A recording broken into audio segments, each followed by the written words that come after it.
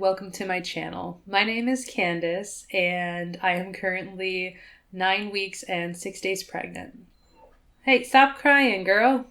I'm trying to make a video. I am making this video to bring comfort to all the other mothers who have experienced this. There will be a lot of TMI, so if at any point you feel uncomfortable, then go ahead and click off. I understand, but I doubt that because you clicked on this video and you kind of know what we're talking about, so I figured just letting y'all know that I'm going to be talking about stuff coming out of my body. Also, if at any point I seem really happy, it's because this story has a happy ending. And I am not upset anymore. I was very upset at the beginning of this week. I actually had a lot of anxiety. I had a lot of worry because of what was happening. And nobody tells you how anxious you're going to be when you're pregnant. I swear it's taken over my life. I've dealt with a lot of anxiety in the past, but this is just another level. And I think it has a lot to do with the fact that for a long time I couldn't get pregnant. And on top of that, right before this pregnancy, I had a chemical pregnancy. So as you can see, or as you can imagine, I was very worried about losing this baby. Yeah, I cried a lot at the beginning of this week. It started exactly when I was 9 weeks pregnant. I went to the bathroom because I felt wet down there. Again, TMI, I'm sorry. I felt kind of wet and I got worried. So when I wiped, there was brown spotting, but it was kind of a lot of brown blood. I was thinking, well, at least it's not red blood. But I was still concerned because it looked like the start of a period. So I told my boyfriend about it. I cried. I was thinking about all the people I would have to tell. But over the course of the day, it got lighter.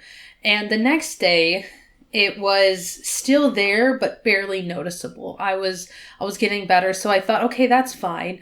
My boyfriend did look it up online, and they said that that's fine as long as it's not a lot, as long as it's not red. So I kind of just, reeled in my emotions. I kind of took my mind off of it, and I think it was 2 days later. Yeah, 2 days later, I started actually bleeding again, but this time it was a reddish pink, and it was a lot more. And I knew that something was wrong, or I felt that something was wrong because I read online that if it's just spotting brown, then it's fine.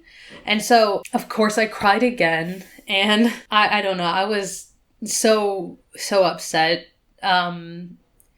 It's even hard for me to talk about right now because I was so worried. My boyfriend again looked it up. He kept telling me I was fine. He's been bringing me back down to earth. He's been helping me through all this because I will go a little bit overboard with the worrying. So we decided to make an appointment that day. For the next day, actually. We wanted to see a doctor the same day. It ended up not happening because, unfortunately, my doctor was busy that day. So they made an appointment for me for in the morning at 8:45. So, of course, I was worried the rest of the night. I didn't bleed as much and it turned to brown spotting again, but it was the whole day. So on the day of my appointment, I wasn't bleeding. I wasn't spotting. I think the discharge was a little bit yellow, so maybe there was a little bit of blood, but it wasn't brown or red. I felt a little bit better about that. By the way, I forgot to mention that I was cramping those 2 days that I was spotting. I don't know if it was the uterus stretching or if it had anything to do with the bleeding, but I was cramping. My cramping has been off and on here and there. It's probably just something happening, things happen in the uterus when there's a baby. So on the day that I saw my doctor, I was thinking that they were going to give me a referral and send me to another place to get like a pap smear or something. But they actually did it there, and I was really surprised because usually they just give referrals. I expected the referral for the ultrasound, but I wasn't expecting them to do a pap smear on the spot. Before they did the placenta... Excuse me. Okay, before my doctor did the pap smear, I talked to him about what happened, and he said that it could be the placenta forming or attaching. And I was thinking that the placenta is not done and it's probably not going to attach at 9 weeks, but he said that it could have been the placenta. I don't really know anything about when the placenta is done forming or when it attaches, but I figured that maybe it was too early because I knew that there would still be an egg sac. So I thought that was interesting. I'm like, wow, that means that everything's okay because the placenta is forming and or attaching. I tried looking it up online and I really couldn't find much on the placenta. So I figured that that would be a good thing if that was causing the bleeding. He took me into another room and it was kind of small. There's like a little curtain and everything. It was definitely a different experience than the other pap smears that I've had in the past in America. They even have you open your legs differently, and the bed was pushed right up against the wall. So it was really hard to fully open your legs because your leg is kind of touching the wall. And the curtain was right up against the bed. So when I was changing, it was just like on me like a blanket. I didn't care though. I was like, please check me. If you see any tears, let me know. Because I was really concerned. I was kind of hoping that it was just a tear or a busted cervix because that would mean that it would have nothing to do with the baby.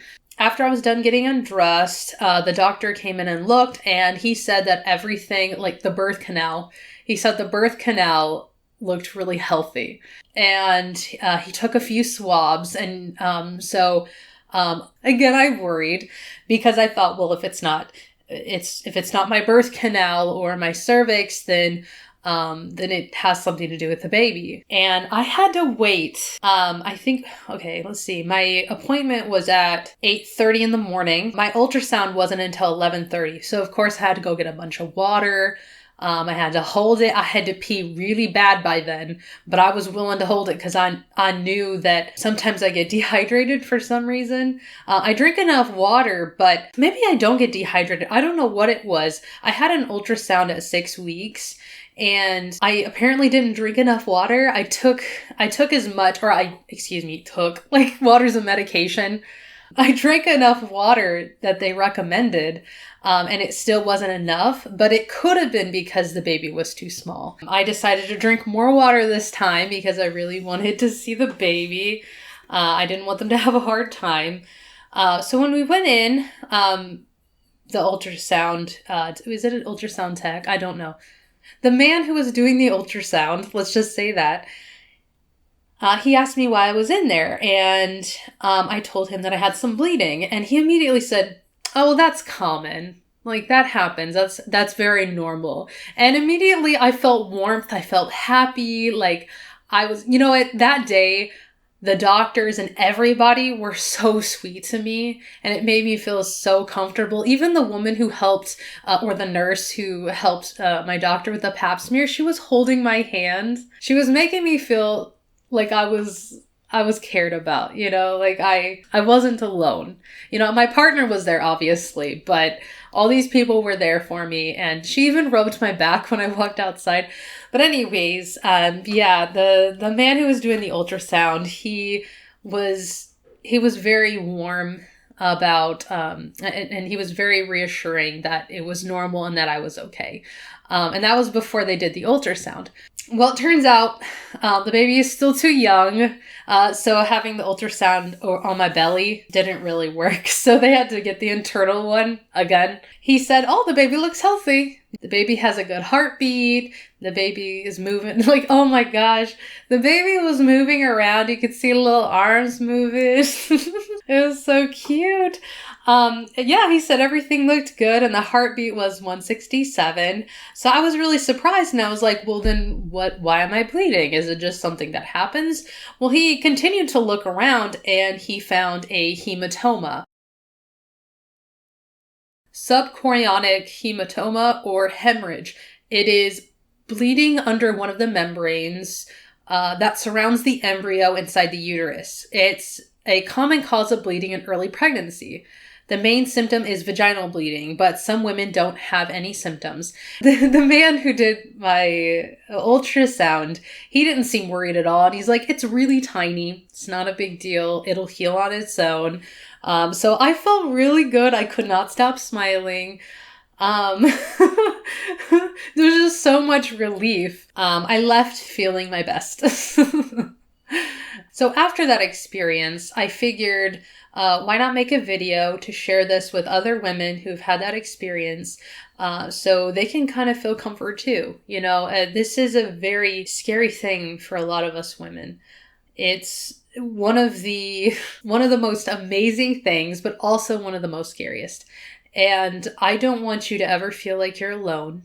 I want you to know that there are people out there that want to help you through it and want to also bring you comfort. Again, we don't need to be alone during this time. It's a time where we all need to come together and help each other out. I actually watched a lot of videos when I was worried and anxious about bleeding, and there were a lot of videos out there that had happy endings, and that actually helped me through it.